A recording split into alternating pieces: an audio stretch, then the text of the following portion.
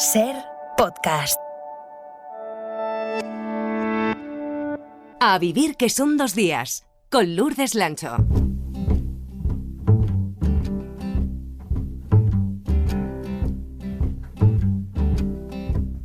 In the water, fire, I'll go wherever you go.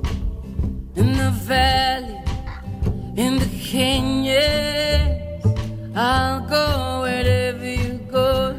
Última oportunidad para resolver todas nuestras dudas científicas del año. Pere Estupiñán, Javier San Pedro, buenos días. Hola, buenos días, Lourdes.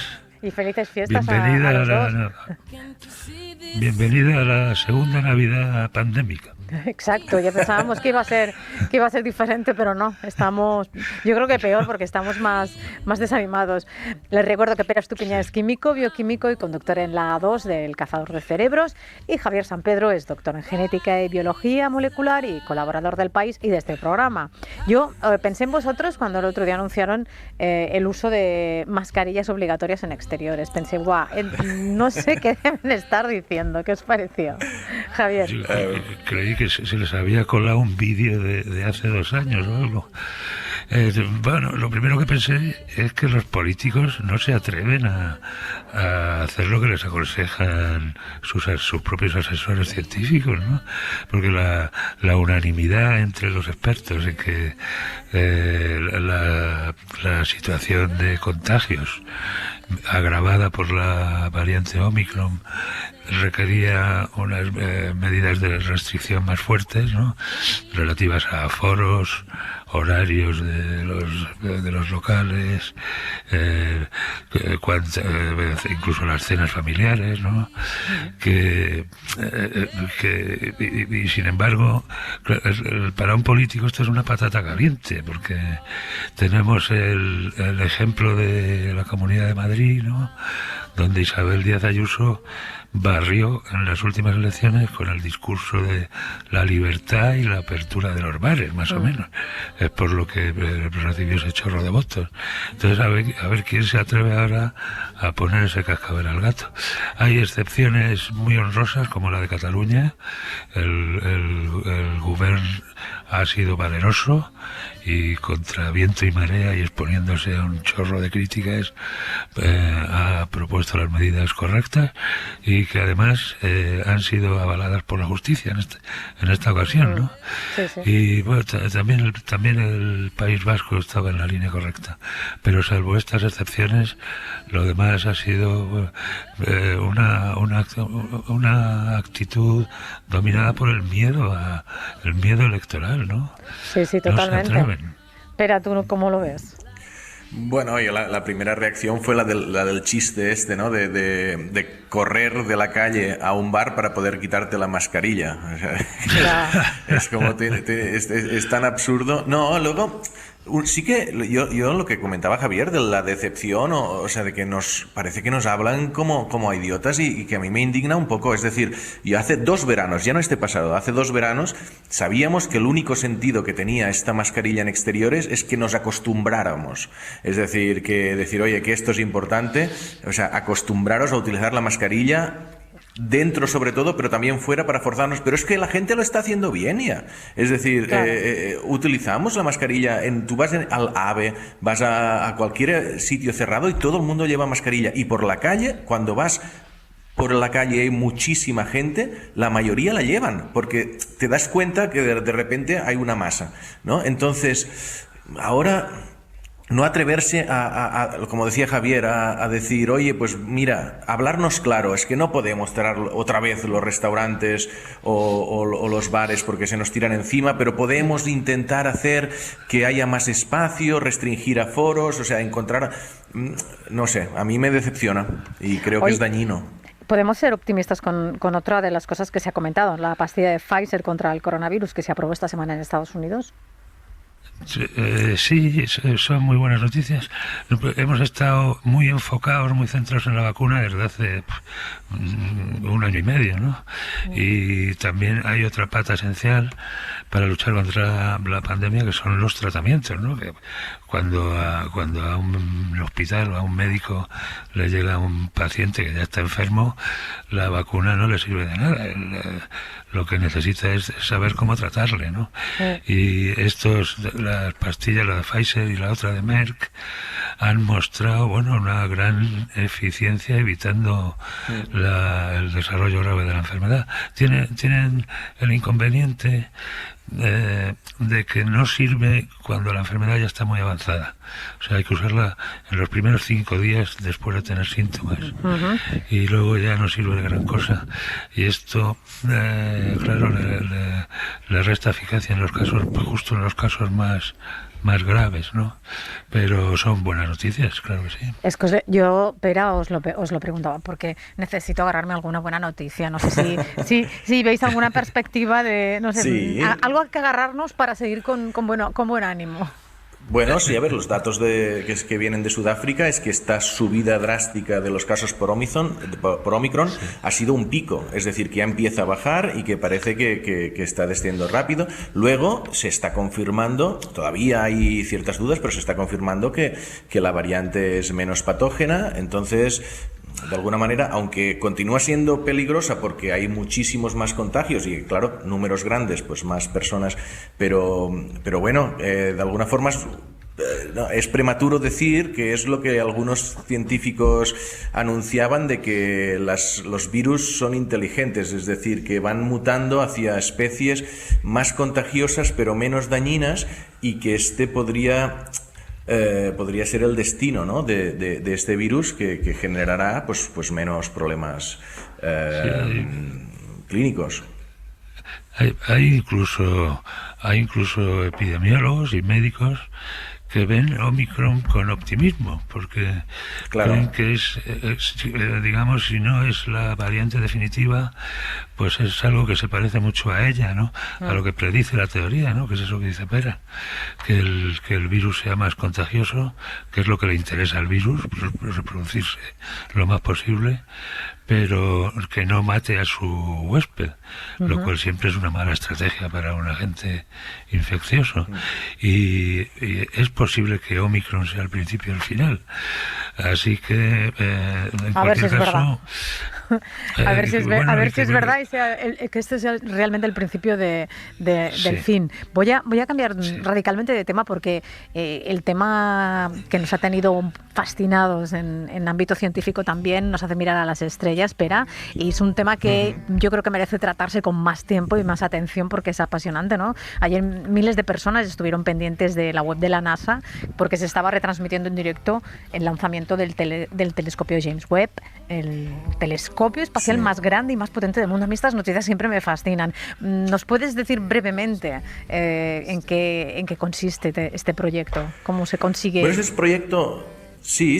El concepto del proyecto nace en los años 90 y se aprueba un poquito después. Ha tardado muchísimo tiempo y muchísimo dinero en ser construido. Es un telescopio espacial. Quiere decir que para registrar luz infrarroja, que es la más antigua del universo y la que puede llegar de más lejos, no lo puedes hacer desde la Tierra. Entonces tienes que poner telescopios en el espacio. En el espacio ya hay algún telescopio como el Hubble o el Chandra, que recibe rayos X. Lo que pasa es que están en órbita a la Tierra. Y lo que hace especial a este James Webb es que para poder medir con más finura, está muchísimo más lejos, en un punto, en un equilibrio gravitacional que llaman punto de Lagrange, que está como a 4 veces la distancia de la Luna, y tiene un parasol gigante que tapa los rayos que le llegan del Sol para poder recibir los que percibe del universo.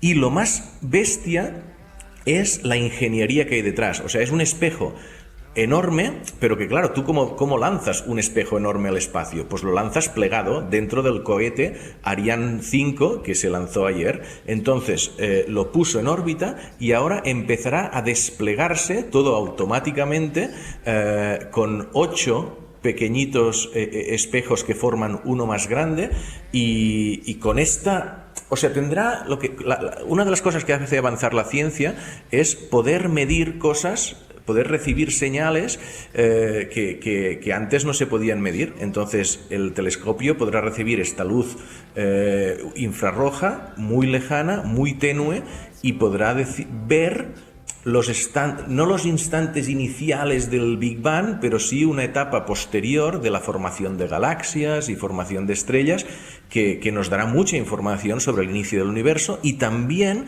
nos permitirá ver de qué está hecha la atmósfera de los planetas extrasolares. Y si al ver de qué está hecha la atmósfera de los planetas extrasolares ven que hay algo que solo se explica con la vida, será una medida indirecta de vida extraterrestre. Es decir, tenemos 12 años, porque es lo que le dura el combustible, 12 años para observar con estas nuevas lentes.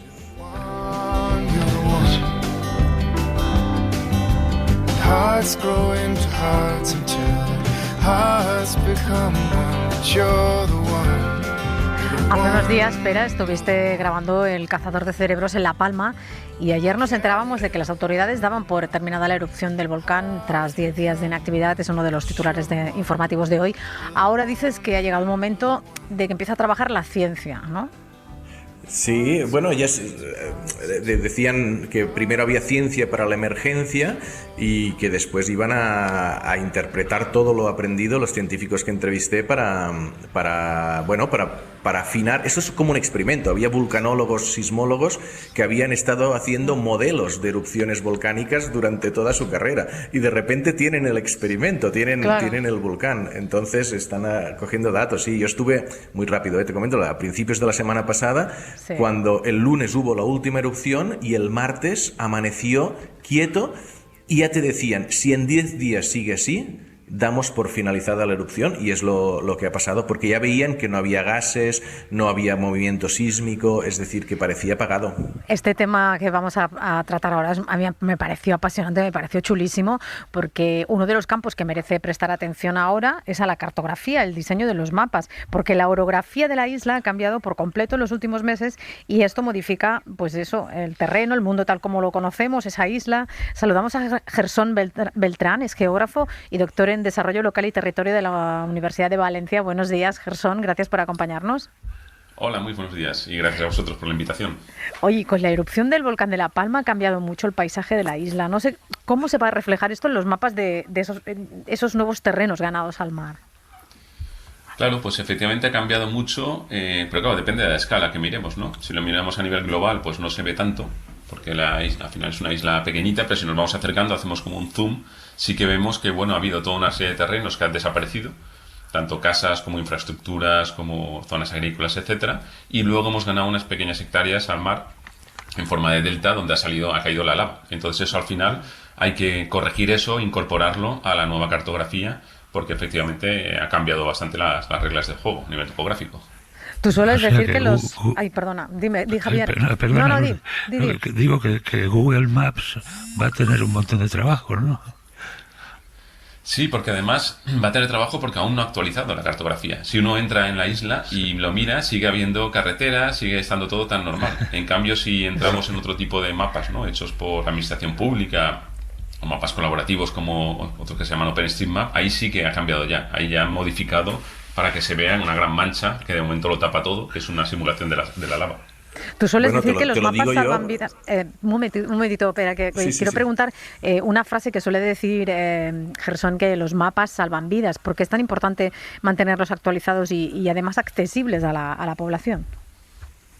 Claro, yo creo que aquí se ha demostrado mucho, ¿no?, que al final vivimos en dos dimensiones, ¿no?, la temporal y la espacial. Entonces siempre la dimensión espacial, que la vemos en forma de mapas, lo que nos permite es contextualizar dónde estamos.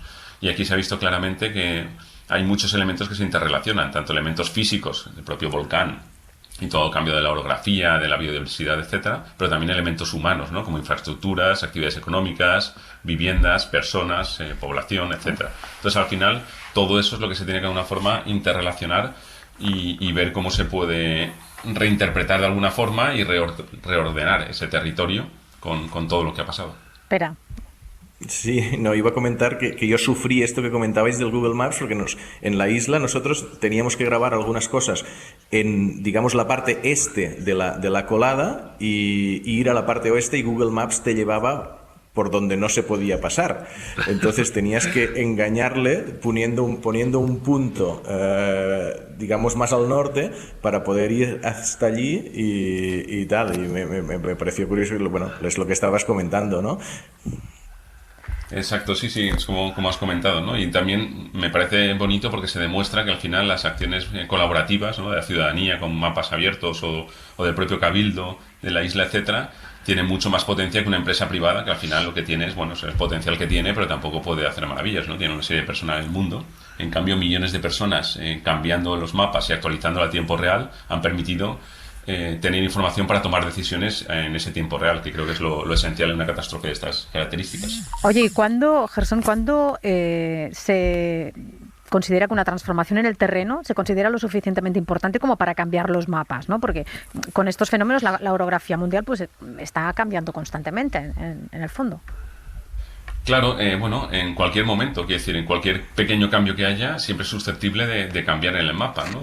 Como comentaba, por una parte la propia topografía, es decir, la parte que se ha ganado al mar, que se convierte en un futuro, se convertirá en tierra, pero también los propios topónimos, que son los que desaparecen y los que aparecen, el patrimonio que desaparece por desgracia, como algunos que hemos visto, y las viviendas, y otras cosas que aparecen nuevas, ¿no? Porque se cambia la orografía y luego cuando la naturaleza cobre su curso, pues habrá otros cursos de agua o otra forma de llegar al mar, etcétera. Entonces, cualquier pequeño cambio yo creo que ya es importante y siempre, sobre todo desde el Instituto Geográfico Nacional y otros organismos públicos, actúan para modificarlo y para tenerlo lo más actualizado posible. Hemos aprendido cosas como dónde no hay que construir a partir de ahora, porque por ahí te puede caer un río de lava. Pues es complicado, porque podemos hablar ahí de lava, pero podemos hablar, yo vivo en la Comunidad Valenciana, podemos hablar de inundaciones, de todas las inundaciones que tenemos todos los meses de octubre, podemos hablar de grandes nevadas en las zonas altas, es decir, al final la naturaleza pues está ahí y al final construimos en las zonas donde podemos, pero sí que es verdad que en ciertas zonas sabemos que corremos ese peligro porque la naturaleza toma su curso, pero que hay que intentar por lo menos minimizarlo lo más posible, ¿no? No eliminarlo, el riesgo no se puede eliminar, pero hay que minimizarlo lo máximo, ¿no? Miremos en Japón, por ejemplo, cómo se adaptan las edificaciones a los terremotos, etcétera. Es decir, ser conscientes de que vivimos en zonas que estamos interactuando con la naturaleza. Y por muy fuertes que nos creamos, la naturaleza tiene mucha más fuerza, ¿no? La madre tierra, y si tiene que tomar un camino, lo va a tomar, independientemente de que tengamos satélites, estemos o no estemos. Gerson Beltrán, geógrafo y doctor en Desarrollo Local y Territorio por la Universidad de Valencia, muchísimas gracias por atendernos. Oye, feliz año. Nada, muchísimas gracias a vosotros y feliz año, y además con esta noticia de que ha parado un poco la actividad, así que a seguir. Ahora ponerse a trabajar en otro ámbito, en otros ámbitos. A seguir investigando y sobre todo, bueno, recordaos que sin la geografía no estamos en ningún sitio. Qué buena frase. Muchísimas gracias. Muchísimas gracias. Pere Estupiñán, Javier San Pedro, muchas gracias, compañeros, y bueno, que acabéis bien el año y hasta el año que viene. Venga, hasta ahora. Un beso, felicidades chao. A todos. Chao.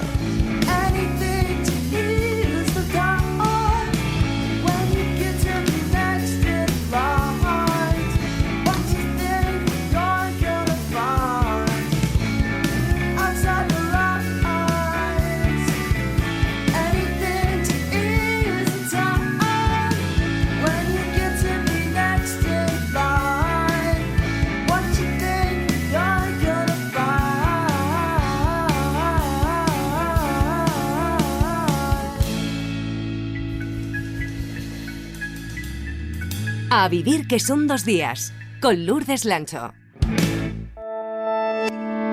Cadena SER. La radio.